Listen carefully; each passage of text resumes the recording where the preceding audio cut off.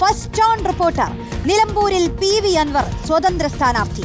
സ്വതന്ത്രനായുള്ള പത്രിക അംഗീകരിച്ചു. ചിഹ്നത്തിന്റെ കാര്യത്തിൽ തീരുമാനം മറ്റന്നാൾ ഉണ്ടാകും. സ്വതന്ത്ര സ്ഥാനാർത്ഥിയെങ്കിലും അൻവർ പാർട്ടിയുടെ സ്ഥാനാർത്ഥിയെന്നും അൻവറിന് പൂർണ്ണ പിന്തുണയെന്നും തൃണമൂൽ കോൺഗ്രസ് വ്യക്തമാക്കി. അർജുൻ മട്ടന്നൂർ ചേരുന്നുണ്ട് വിശദാംശങ്ങളുമായി. അർജുൻ, തൃണമൂലിന്റെ പേരിൽ തന്നെ നിൽക്കാൻ ആഗ്രഹിച്ച അൻവർ അത് സാധ്യമാവാതെ പോയത് എങ്ങനെയാണ്? സ്വതന്ത്രനായി നിൽക്കേണ്ടി വരുന്നത് എങ്ങനെയാണ്? എന്തൊക്കെ ഇതുവരെ നടന്നു?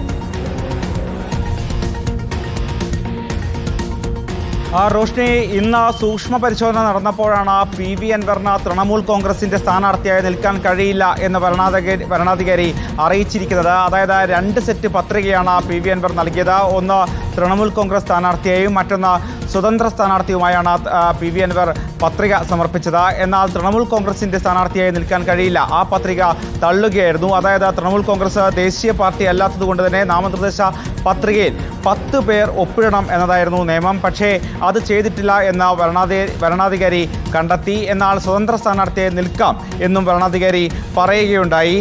അതുകൊണ്ട് തന്നെ ഇത്തവണ അൻവറിന് തൃണമൂൽ കോൺഗ്രസിന്റെ ചിഹ്നം ലഭിക്കില്ല, പകരം സ്വതന്ത്രക്കുള്ള ചിഹ്നങ്ങളായിരിക്കും നൽകുക. ഏത് ചിഹ്നമായിരിക്കും ലഭിക്കുക എന്ന് ഉടൻ തന്നെ അറിയാൻ കഴിയും.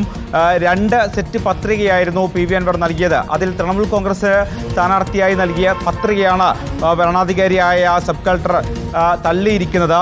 ഇന്ന് അൻവർ ഇതുമായി ബന്ധപ്പെട്ട ഏറെ നേരം വലിയ നാടകീയമായ ഒരു നിമിഷങ്ങളായിരുന്നു കടന്നുപോയത്. 2 പത്രികയും തള്ളുകയാണെങ്കിൽ അത് വലിയ തരത്തിലുള്ള പ്രതിസന്ധി PV അൻവറിന് ഉണ്ടാക്കുമായിരുന്നു. മത്സരിക്കാൻ കഴിയാത്ത ഒരു സാഹചര്യം ഉണ്ടാക്കുമായിരുന്നു. പക്ഷേ അത്തരത്തിലൊരു സാഹചര്യത്തിലേക്ക് പോവില്ല. എന്തായാലും സ്വതന്ത്ര സ്ഥാനാർത്ഥിയായി നിൽക്കാം എന്ന വരണാധികാരി പറയുകയാണ് ചെയ്തത്.